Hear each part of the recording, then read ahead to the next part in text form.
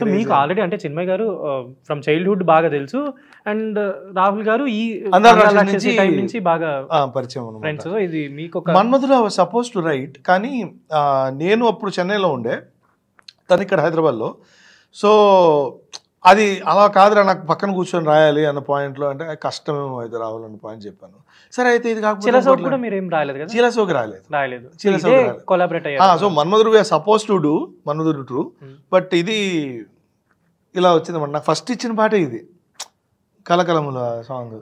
ఏం జరుగుతుంది మతి చెడెనా ఏమో సతమతమో తలపేదో నిలదీసి నన్నడిగెనుగా.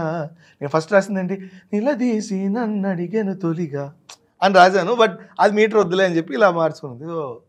ఏం జరుగుతుందో ఆల్రెడీ ఫిక్స్ అయిపోయారు వాళ్ళు. ఏం జరుగుతున్న వర్డ్ మాత్రం వాళ్ళు ముందు ఫిక్స్ అయిపోయారు. సో దానికి ఎక్స్టెన్షన్ తెలుసా మనసా తెలుసా అన్న క్వశ్చన్లో అన్ని క్వశ్చన్ మార్క్సే ఉంటాయి చూడండి. ఆ పాటలో మాక్సిమం బ్యూటీ ఏంటంటే అన్ని క్వశ్చన్ మార్కులు లేదా ఎక్స్క్లమేటరీ మార్కులు ఉంటుంది ఆ హోల్ లిరికల్.